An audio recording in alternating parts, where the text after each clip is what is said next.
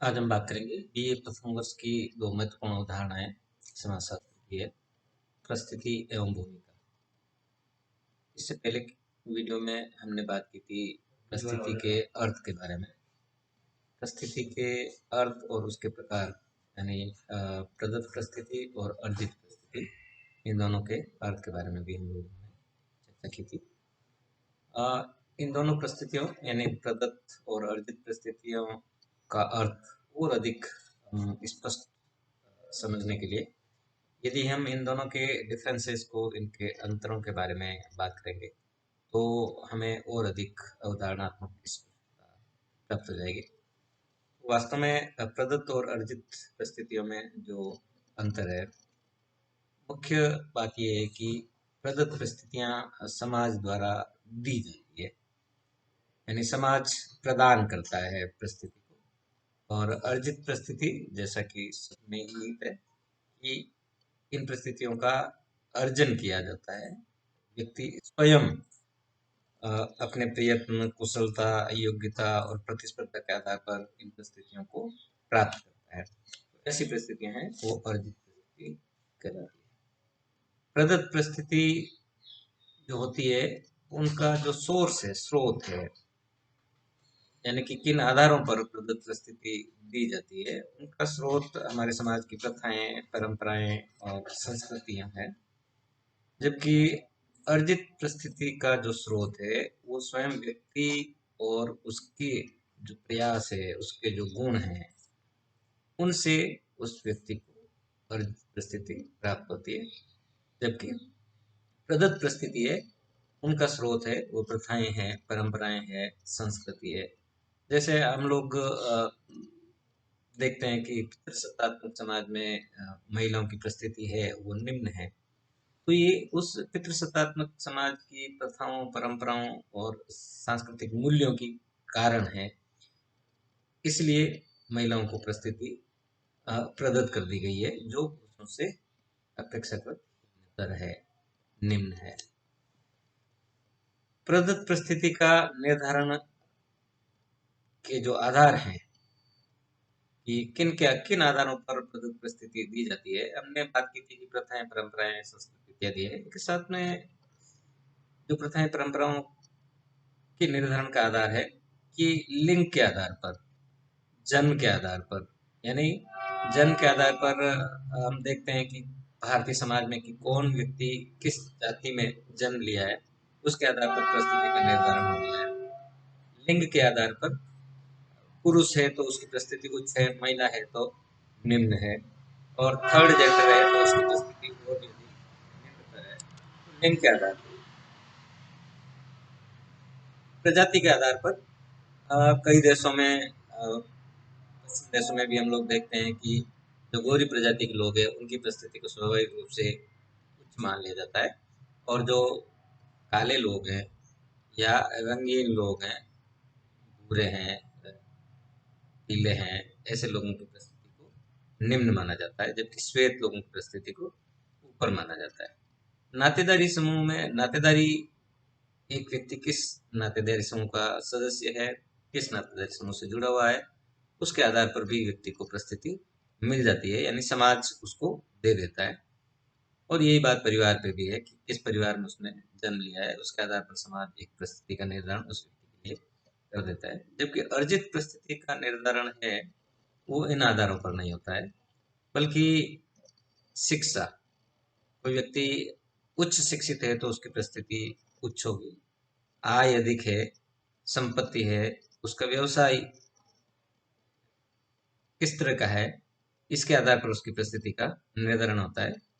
और उसमें व्यक्तिगत योग्यता, कुशलता, उसके राजनीतिक अधिकार, कलात्मक गुण, आविष्कार करने की क्षमता, इन सब के आधार पर अर्जित परिस्थिति प्राप्त होती है। यानी कि प्रदत्त परिस्थिति एक व्यक्ति को समाज दे देता है कुछ आधारों पर, जबकि अर्जित परिस्थिति में व्यक्ति जो शिक्षा प्राप्त करता है, जो आय का अर्जन करता है, या उसके पास जो संपत्ति है, उसका व्यवसाय है, उसकी व्यक्तिगत योग्यता, कार्यकुशलता, इनके आधार पर उसको परिस्थिति अर्जन करनी होती है अर्जित परिस्थिति में। जैसा कि हम लोग जानते हैं कि जो आयु, लिंग, परिवार, नातेदारी, जाति, प्रजाति, अ, इनके आधार पर प्रदत्त परिस्थिति दी जाती है। ये जो आधार हैं वो अपेक्षाकृत स्थायी होते हैं, उनमें परिवर्तन नहीं होता है या बहुत कम होता है। इसलिए उनके आधार पर जो दी गई परिस्थितियां हैं, यानी कि जो प्रदत्त परिस्थितियां हैं, वो भी अपेक्षाकृत स्थायी होती है, उनमें बदलाव नहीं होता है। जबकि अर्जित परिस्थितियों के आधारों पर आधार है वो परिवर्तनशील होते हैं। जैसे किसी व्यक्ति को व्यवसाय के आधार पर उच्च परिस्थिति मिली है और वो व्यवसाय में असफल हो जाता है, तो वो उसकी परिस्थिति निम्न हो सकती है। या उसकी संपत्ति उससे छिन जाती है या वो दिवालिया हो जाता है, तो उसकी परिस्थिति निम्न हो जाती है। अर्थात यहाँ पर अर्जित परिस्थिति है वो परिवर्तनशील होती है और अर्जित परिस्थितियों का जो आधार है उसके बदलने से परिस्थितियां भी तुरंत ही बदल जाती है। प्रदत्त परिस्थितियां अनिश्चित होती है, यानी कि उनका अधिकार क्षेत्र अधिक स्पष्ट नहीं होता है कि उस परिस्थिति के साथ में जुड़ी हुई भूमिका कैसी होगी, क्या होगी, वो उतना अधिक स्पष्ट तौर पर निर्धारित नहीं किया जाता है। जैसे हम लोग देखते हैं कि पिता के अधिकारों की कोई सीमा का निर्धारण नहीं किया है। वास्तव में पिता जरूरी नहीं है कि वो बच्चों का पालन पोषण करे, जरूरी नहीं है कि बच्चों के स्वास्थ्य का ध्यान दे, लेकिन फिर भी वो पिता ही रहता है। लेकिन जो अर्जित परिस्थितियां हैं उनमें उस पद से संबंधित जो अधिकार और कर्तव्य हैं वो एकदम स्पष्ट और निश्चित होते हैं और उस पद को धारण करने वाले, उस परिस्थिति को धारण करने वाले व्यक्ति को अपनी भूमिका उस अधिकारों और कर्तव्यों के आधार पर निभानी होती है। जैसे कि स्पष्ट है कि एक हम देखते हैं कि भारत में राष्ट्रपति के क्या अधिकार है, प्रधानमंत्री के क्या अधिकार है, राज्यपाल के क्या अधिकार है, या हम बात करें कि एक जज के क्या अधिकार है या कॉलेज में प्राचार्य के क्या अधिकार है। ये सारे के सारे उस अर्जित परिस्थिति के पद के साथ में बिल्कुल स्पष्ट रूप से निर्धारित किया हुआ होता है। जबकि प्रदत्त परिस्थितियों में अधिकार, कर्तव्य, भूमिका उतनी अधिक स्पष्ट निर्धारित नहीं होती है। प्रदत्त परिस्थितियों का जो आदिम परंपरागत समाज है उनमें, यानी छोटे समाज, आदिम समाज, उनमें अधिक महत्व पाया जाता है, क्योंकि वहाँ प्रथाओं परंपराओं का अधिक प्रभाव होता है। जबकि इसके विपरीत जो अर्जित परिस्थितियां हैं वो आधुनिक समाजों में अधिक महत्व है। वास्तव में आजकल है जो व्यक्ति का मूल्यांकन है वो उसकी कार्यकुशलता, उसकी योग्यता, उसके गुणों पर होता है। उसकी जाति, जन्म, प्रजाति इत्यादि का महत्व धीरे धीरे कम होता जा रहा है। हालांकि ऐसा नहीं है कि जाति, प्रजाति और जन्म के आधार पर जो नातेदारी और परिवार से जुड़ा हुआ होता है उनका महत्व अभी भी है, लेकिन फिर भी उसमें निरंतर बदलाव आता जा रहा है, उनका प्रभाव धीरे धीरे कम होता जा रहा है।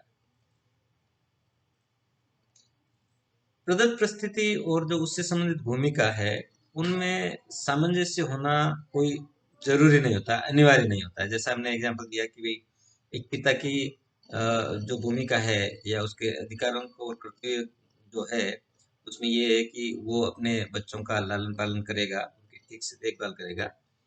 या भारतीय समाज में हम लोग देखे हैं कि सामान्य तौर पर पितृसत्तात्मक भारतीय समाज में ये माना जाता है कि जो महिला है वो घर का काम करेगी। ये हालांकि अ, समानता के विरुद्ध है और रूढ़िवादी सोच है, लेकिन फिर भी भारतीय समाज उनसे ये अपेक्षा करता है। लेकिन ऐसा नहीं हो सकता है कि एक डॉक्टर है या एक इंजीनियर है और वो अपनी परिस्थिति के अनुसार भूमिका नहीं निभा पाए। यानी पिता अपने परिस्थिति के अनुसार भूमिका नहीं निभाए तो ये आवश्यक नहीं है, उसके लिए अनिवार्य नहीं है। लेकिन एक डॉक्टर, इंजीनियर जो अर्जित परिस्थिति है उनको अपने इस परिस्थिति के अनुसार भूमिका निभाना लगभग अनिवार्य होता है और वो उसमें प्रशिक्षण प्राप्त किए होते हैं और उस कार्य को सक्षमतापूर्वक कर लेते हैं। इस तरह से जो प्रदत्त परिस्थिति है उससे संबंधित भूमिका में सामंजस्य होना हमेशा जरूरी नहीं होता है, लेकिन अर्जित परिस्थिति में उससे संबंधित भूमिका में सामंजस्य होना लगभग अनिवार्य है। ये प्रदत्त परिस्थिति और अर्जित परिस्थितियों में जो डिफरेंस है, इससे हमें और अधिक स्पष्ट रूप से पता चल जाता है कि प्रदत्त परिस्थिति क्या होती है और अर्जित परिस्थिति क्या है।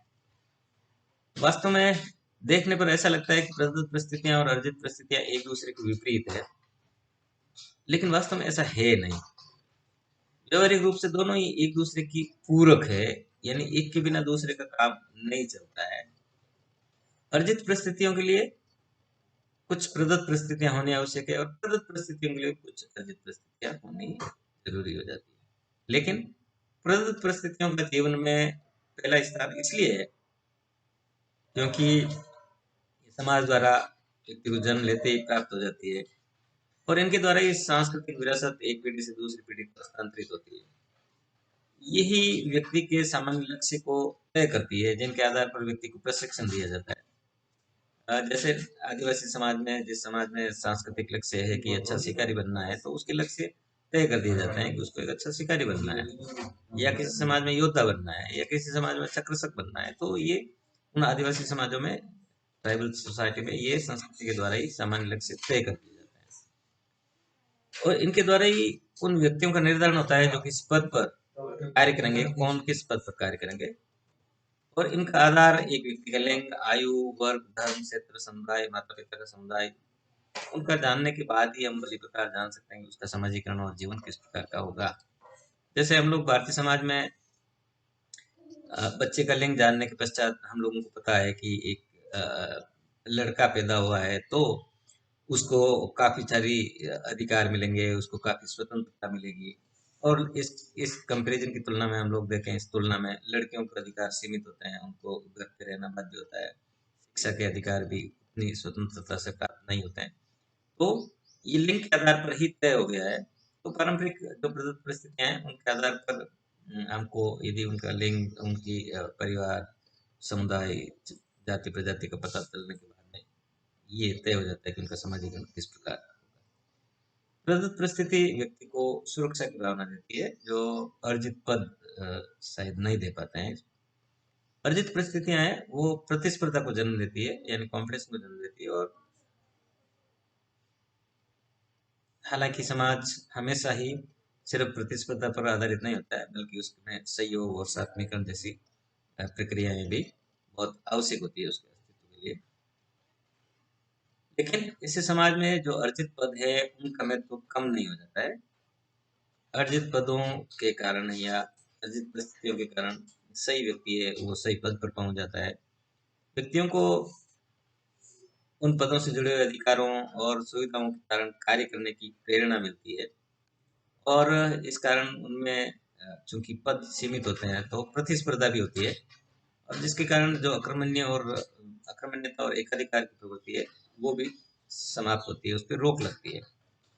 प्रदत्त परिस्थिति प्रधान जो समाज है, यानी कि जहाँ पे प्रदत्त परिस्थितियां प्रभावी होती है, उसमें व्यक्ति के व्यक्तित्व के अवसर कम होते हैं, क्योंकि उसके लिए पहले से ही सभी भूमिका, कार्य निर्धारित होते हैं। उसको अधिक अ, सोचना नहीं पड़ता है, स्वतंत्र रूप से वो पहल नहीं कर सकता है। लेकिन अर्जित परिस्थिति प्रधान समाज में व्यक्तित्व विकास के लिए अनेक अवसर होते हैं। वो विविधतापूर्ण जो अवसर है उनको प्राप्त कर सकता है, उनके लिए प्रयास कर सकता है। जबकि जो प्रदत्त परिस्थिति प्रधान समाज है उसमें पद और भूमिकाएं पहले से ही निर्धारित होती है, इसलिए उसको वो स्वतंत्रता पूर्वक चिंतन और स्वतंत्रता पूर्वक पहल करने में वो उत्साह उसमें नहीं रहता है। वास्तव में देखा जाए तो प्रदत्त और अर्जित परिस्थितियों का दोनों का महत्वपूर्ण स्थान है समाज में। प्रदत्त परिस्थिति के लिए जैसा मैंने कहा कि कुछ अर्जित परिस्थितियां होनी आवश्यक है और अर्जित परिस्थितियों के लिए कुछ प्रदत्त परिस्थितियां भी होनी आवश्यक है। ये आज हमने बात की प्रदत्त और अर्जित परिस्थितियों में जो डिफरेंस है और इनमें जो संबंध है उसके बारे में चर्चा की। नेक्स्ट टाइम हम लोग बात करेंगे भूमिका के बारे में। धन्यवाद।